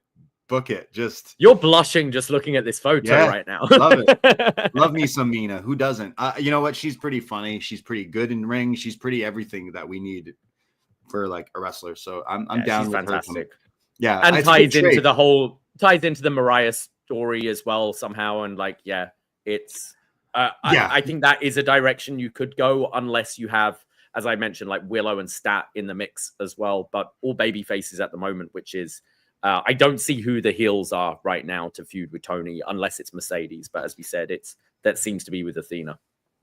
All while on the topic of women and AEW, like we're getting Mina, but we've traded her. We've lost someone else because we have lost Soraya. I'll try to get the name right. Paige, maybe. Soraya. Why does everyone have so much difficulty with that? I just feel like I've never really heard that name before. Like I've heard it now, other people and say so. It is Soraya, right? Soraya, yeah, Soraya. Yeah. So Soraya saying that she's leaving. She has left AEW. Originally, it was just a little like pause. I mean, it's been a bit of a bust run, hasn't it? Really, like she came in kind of hot, had the feud with Britt Baker, which the match wasn't great. Like it's obviously there was ring rust and stuff to start with, and. She even mentioned in interviews kind of being nervous about taking certain bumps because of her neck and the last injury she had. It was the outcasting, which was fine. They gave her the win at Wembley, but really she's not been on TV much at all in the past year or so. Just occasional Collision or Rampage things, but really like for someone who was quite a big star, and I did kind of defend the signing because so many people have watched that Fighting for My Family film who don't watch wrestling at all, but they know who Paige is. It just didn't really work, and I just think a lot of it is the business has just moved on since her time out of the ring. And I know listening to interviews and things, she's trying to take back something she said about WWE and is trying to get in the good books there. And to be fair, she didn't say anything bad about AEW as well. She was kind of very... I got the impression that it was a Tony Khan decision maybe and not her. But I don't know if I see much of a future for Soraya moving forward. You say she's moved on. It's totally true because 10 years ago, more than 10 years ago, she was the anti-diva. She was the young, like... everyone thinking, hey, this is not what women's wrestling is. And she was like the not the creator, but like she helped create like this like revolution of like, hey, women don't just have to be, ex models or cheerleaders. They want to be wrestlers, and we don't all have to be blonde hair and, this and that. And I think that was a big thing at the time. And you can't ever deny that she was a trailblazer, a trend center. But fast forward, injuries have helped her. Not helped her. Her own mouth not helping her with some of the things she said in interviews. She's had her people she associates herself with. People, her ex-husband now, like she's recently, split from him. And then this change happened. She's been very vocal on social media about like, maybe she's going to get more into acting, more into other things. But her run in AEW is like, it helped AEW because she is a name. She is a star. You can't deny that she was. People who don't know wrestling might not know her, but like we know who she was.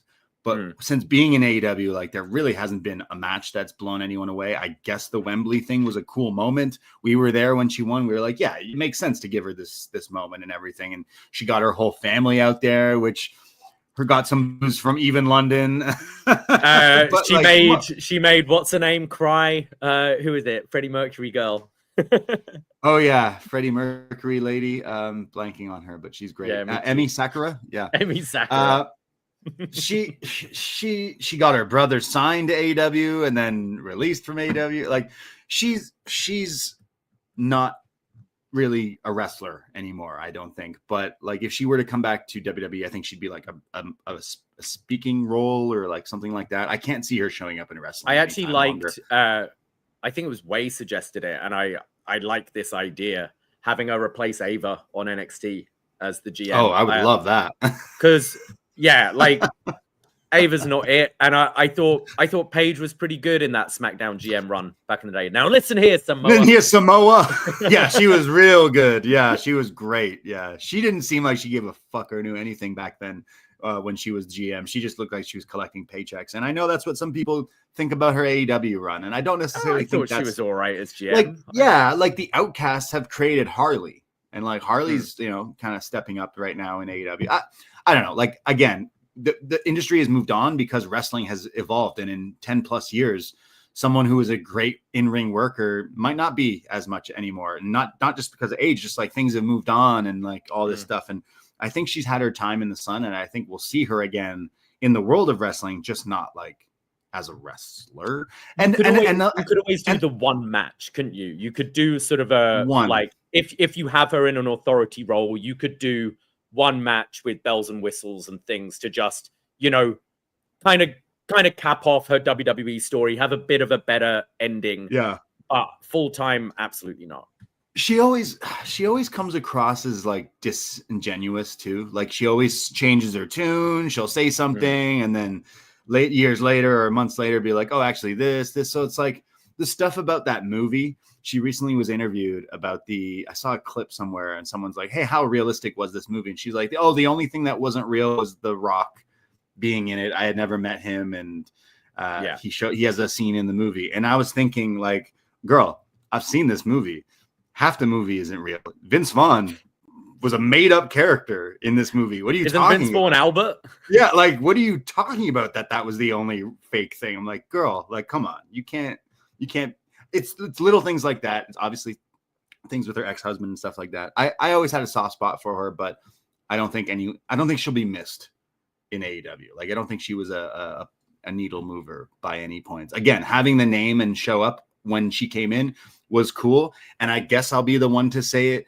Is it weird we didn't go to a Mercedes versus Saraya? Like, isn't Sasha the one who injured her like all those years ago? And like there was room for that. Not saying that we needed to, but it's in the back of my mind. Like, hey, wait, both of them are here, and we didn't do anything with it. Just saying. Yeah, no. I think there was. I think similar to like other people who've left the company, there was still, even if Saraya wasn't, hitting in the ring so much, I think there was still some value that you could have used out of her that was missed. As I said, she is a recognizable figure in wrestling, and a company like AEW that are trying to grab people, channel hopping, whatever, you see Saraya on your screen, you're like, oh, I know that girl, maybe, I don't know. But she did feel very much like we just mentioned, your Shidas, your Deonna Purrazos, your Thunder Rosas, who has she can't go anymore either. Like, on the shelf. No, like nowhere near.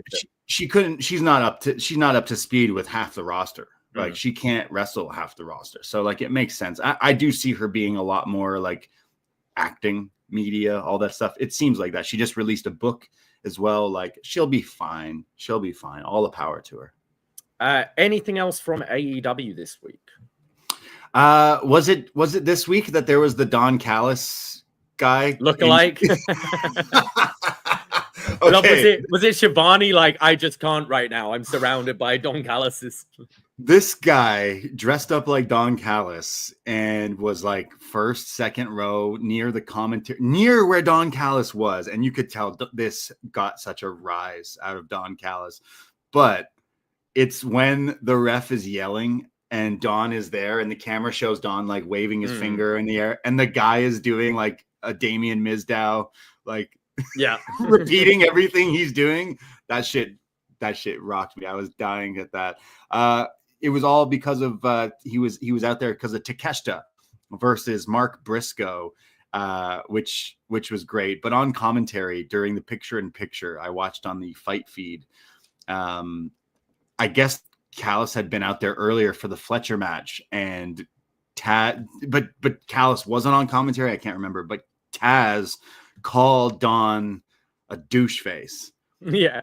And then later on, Don joined the commentary and Taz is like, hey, Don, I have to tell you to your face and before anyone else tells you, but earlier tonight, I called you a douche face. And I have to tell you, like, that is true. I did call you that. And Don says, oh, well, I'm surprised you didn't call me douche face Jones.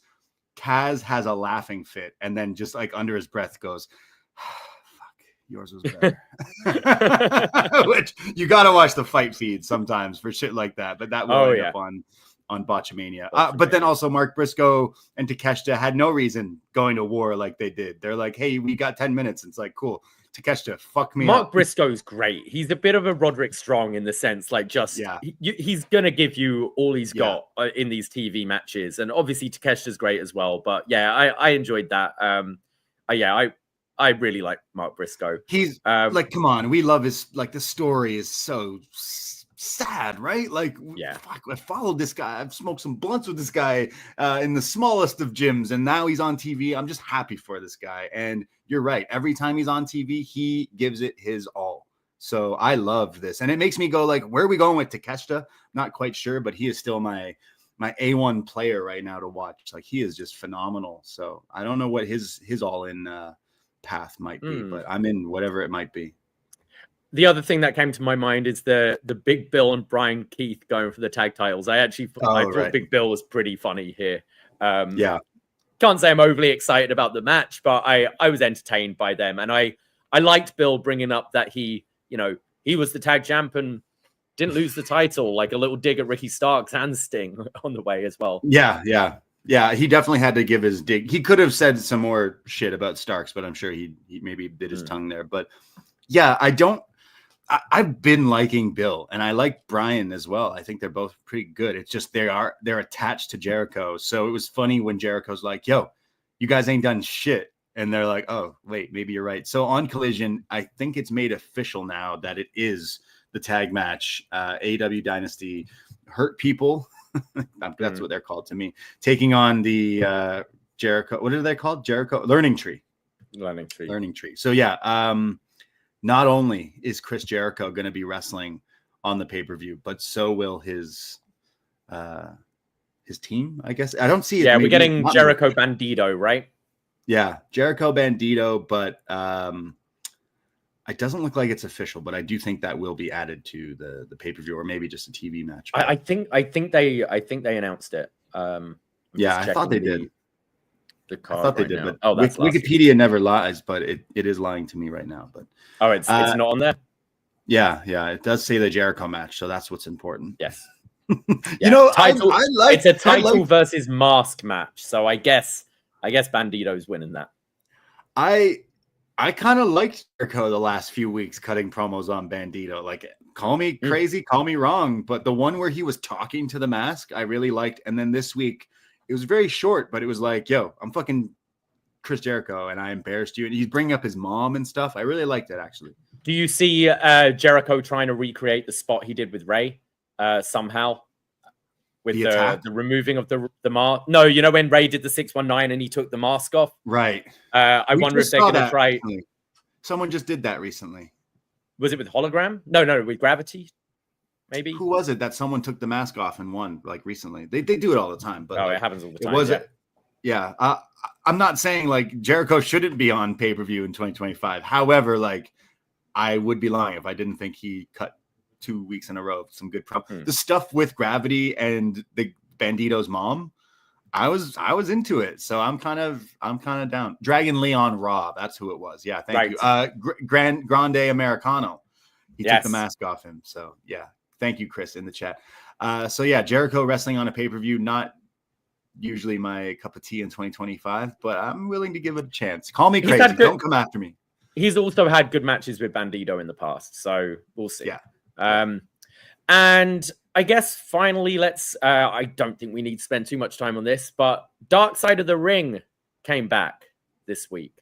Yes, I mean, absolutely love this show. We've talked about all the past 5 seasons of it. We adore this show, but over the past few years, we're like, hey, they're eventually going to run out of some things to cover because like they've covered the real dark stuff. And now it's kind of maybe coming into the territory of, if you are already a big wrestling fan, chances are you kind of know most of this. So the first episode of season 6, episode 1, was Mick Foley, Hell in a Cell. And I feel just as wrestling fans, we've heard this story quite often. We've heard it from the horse's mouth. We've heard it from the taker's mouth. We've heard it from everyone, essentially. So it's kind of like just a bit of a rehash on this thing. Again, the way the episodes are filmed, shot, edited are amazing. And I will continue to watch every episode that they put out. And even if they started doing season 10, I'd still watch the show. I just felt like this episode was something I've overly been exposed to, that I'm just kind of over it. So I was like, okay, cool. The Hell in the Cell was bad and all this. Nothing necessarily was new to me, except one huge thing I learned, Davie. This blew my mind. Blew my fucking mind. I had no idea. I'm sure someone out there's like, you didn't know this? They have interviews with Cornette, who says he created Hell in the Cell, by the way, in this. But the Doctor. Dr. Francois Petit. From Mortal Kombat? Mortal Kombat's Sub-Zero was the Doctor in WWF in the late 90s? What the fuck are you talking about? I lost it. I was like, they didn't just say that. I had to rewind it. I had to go on Google, make sure. Yeah, Francois, famous doctor in the WWF in the 90s, was Sub-Zero in the original Mortal Kombat movie. And here he is. Seems like a really interesting guy, even in his 70s now. Just like, yeah, this is what happened. And like explaining everything that went on through the match. So I thought that was pretty fun. But what about you? I kind of agree. Like I'd be really interested because I know people that don't watch wrestling who watch this show. Watch it, yes. And I'd really be curious to hear what they take from this. And I imagine the biggest thing that you take from an episode like this is, oh man, I didn't think wrestling was real. I didn't realize these guys got as hurt as they do, like from this. But that aside, I think even some of the topics that we know, say like Montreal Screwjob or stuff like that, there's normally at least one or two things that feel new, like a bit of information we didn't know that come into it. And this one, I just thought I know it all. I've seen the WWE documentaries on this match. I've seen, them. Didn't they do a watch along a couple of years ago? They did a watch part. Yeah, they did a watch along. So there was nothing new. I enjoy it because I enjoy this style of documentary. But this, for me, was the least interesting Dark Side of the Ring there's been, because there was zero new information. And when it finished, I was almost kind of surprised it was over, because I was like, oh, you've just told the story, and we all know the story. So it's I think Big Van Vader next week, which I don't know as much about. I'm sure we're going to be watching his eye pop out and stuff like that. No, I think it's someone else next week. Oh, is it? Yeah. Oh, I've got the wrong list here. Ludwig Borger? Yeah. Okay. See, that stuff I'm interested in because I know nothing about him. So that's all new information. What else? We got Tony Atlas, we got Vader, we got Billy Jack Haynes. That one's interesting because that's interviewing him in prison over the murder of his wife. So that's going to be pretty crazy. Eddie Gilbert, Billy Graham, Daphne, which is going to be really sad. The original Sheik, and Muhammad Hassan. So I'm kind of glad that they got this one out the way first, because I'm interested in pretty much all of the other ones that they've got listed there. Again, it wasn't bad. It's just like we are the sicko wrestling fans. We're deep in this shit. We know everything. We knew watching the episode. I'm like, okay, but who's going to talk about Terry Funk getting chokeslammed out of his shoes? And then they go, oh yeah, and then Terry Funk got chokeslammed out of his shoes. I was like, oh, there. Like, I knew too much about it. But at the same time, it's still a brilliant episode, because you said it. There is so many non-wrestling fans, or just people who know wrestling, but they don't watch week to week or whatever, that this would totally hit for them. Like, this would be a home run episode for your casual fans. And again, I do know a lot of people, because of how accessible the show is on here in Canada. It's on Crave, but I mean, anywhere you can find anything online. But it's still like such a well done show. It takes two of my favorite things: true crime documentaries, sort of, mixing with wrestling. And you're telling me, sad, dark, emotional things that have happened through all the years of different wrestlings, through different companies, different people. I love the show, but maybe to my own detriment, that I knew too much about this, that it was kind of a boring episode. But I don't know anything about Ludwig, and I can't wait to see that one. So I thought they could have focused a bit more on the lack of safety precautions, because if you think it's only months after this, it's the next year when Owen Hart dies, and it's lack of safety measures and stuff.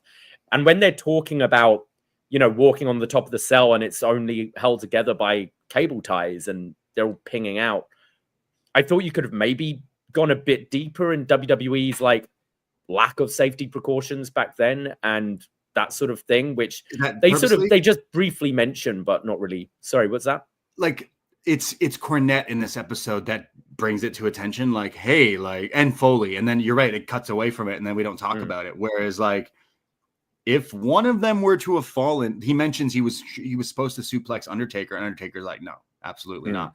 Like, yeah, like, what if something happened during this? Because zip ties are not supposed to hold 600 pounds, 1,000 pounds. So, like, it could have went very, very wrong, and they didn't maybe focus enough on that. But like, this match could have ended the business, you know, like if this, like, so lucky and it immortalized Mick Foley, and like it's such a well-remembered match, but it was so close to being a tragedy, you know, and that would have completely killed the business, I think, at this point, because they haven't quite reached their like hottest point in 1998 either. Well, then in Mick Foley in this episode says that, like, to this day, people say this is the first match I ever watched, and then I loved wrestling. Like, it's very similar to, like, I can't necessarily pinpoint. I do think it was TLC 2 for me, but like someone showing me this match at a very young age, being like, holy shit, I didn't know wrestling was real, essentially. Like, oh, maybe I got to watch this.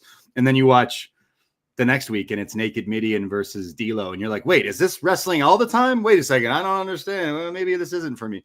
I want people to, you know, walk that fine line of near-death experiences in my wrestling matches. I don't know.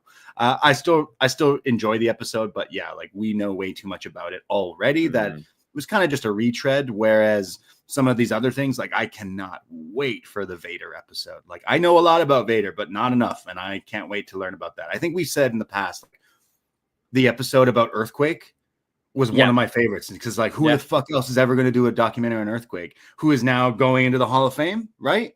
Yes. So maybe they had something to do with that, because people realized, hey, wait a second, we love Earthquake. Why the fuck is he not in the Hall of Fame? So, like, the Dark Side has this is season 6. It's put its footprint in the industry for many different reasons, and I will continue to support and love this show. Even though this wasn't my favorite episode, I still really, really love this show.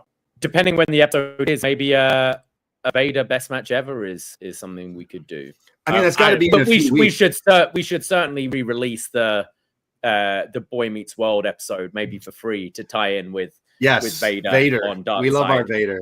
Yeah, we did our Vader double shot of Vader on Baywatch and Vader on Boy Meets World with Brandon from New Jersey, who we need to do. There's other episodes of those shows with wrestlers on it, so we need to go back and watch those. But yeah, I'm definitely looking for, if we did a best match ever, maybe we'd have a Vader. We'd have to invite like WH Parker or maybe Brandon back too, because we need a big Vader fan. But just looking at his cage match right now, we could definitely get a show in on Vader. Talked about a lot of his big matches through different events and stuff, but like one of my faves too. So I'm excited to see the rest of this season, and including the Muhammad Hassan episode, because I was watching around that time, and I've heard there's some good guests on this episode too, but we'll have to wait and see. Eric Marcotte's counting down the days for that one. He's so excited. His wrestling. We get him on the show. Yeah. Get him. Yeah, it really is. Yeah, you don't understand. I went to my first ever Raw.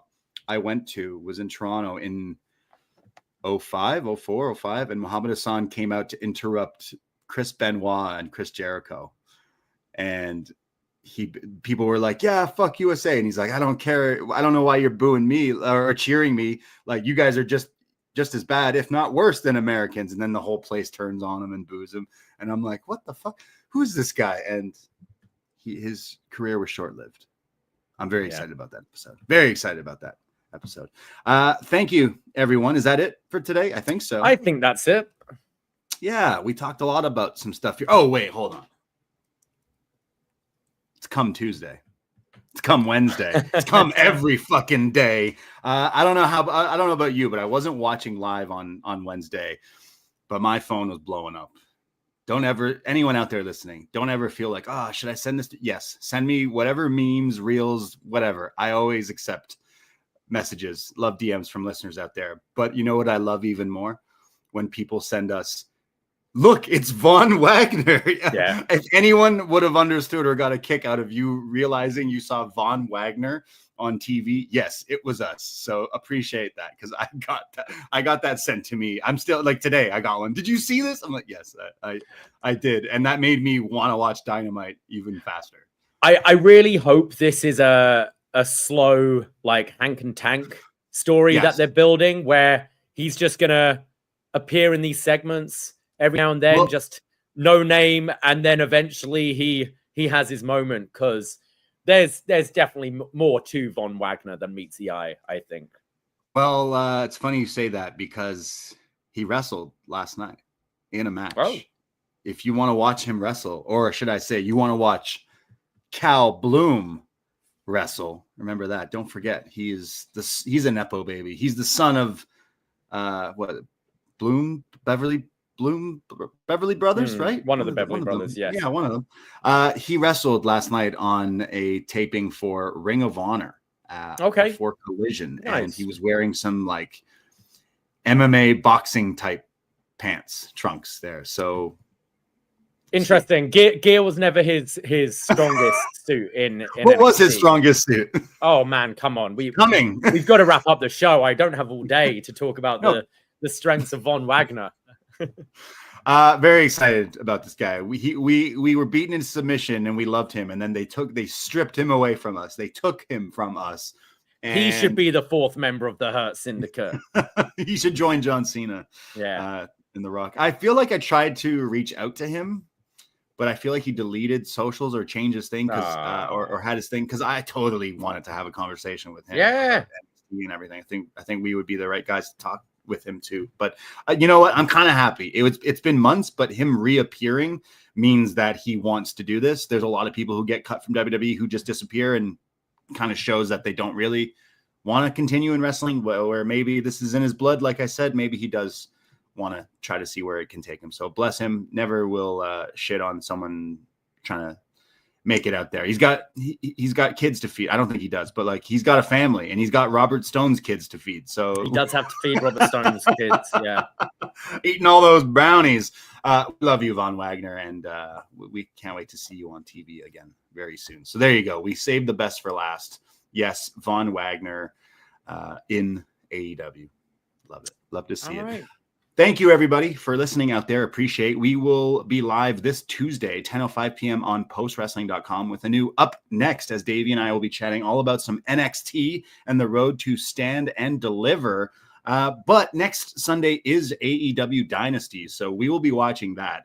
We also have a birthday the following Tuesday, so I'm foreshadowing here, but I suspect that April the 9th, am I getting that right? The Wednesday, April the 9th, we will go live during the day on Wednesday to talk about the NXT and to talk about some Dynasty. So we'll have a nice double shot live on Wednesday during the day on April 9th, talking all about NXT and AEW Dynasty. But catch us this Tuesday on Post as we give our thoughts going into Dynasty and all that kind of stuff. And of course, the podcasts never stop. Patreon.com/Poisonrana. $5 to become a friend. Hundreds of different podcasts. And the last plug, you are in the Toronto area? Well, come watch WrestleMania with us if you are in the Toronto area. Of course, we are running low on tickets. We're almost sold out as expected. We always sell out. We love to watch wrestling with you and our friends. So come on down to Gabby's. Go to poisonrana.ca for links on that. If you want to hang out with us during WrestleMania Saturday and Sunday, Gabby's King Street West. We will be doing some raffles, some prizes, and some fun things. So thank you, everyone out there. Drop a frog. We appreciate the love, and we'll be back very, very soon. Take care, guys. Lovely chatting. Goodbye. Be safe. Ahoy! Poisonrana.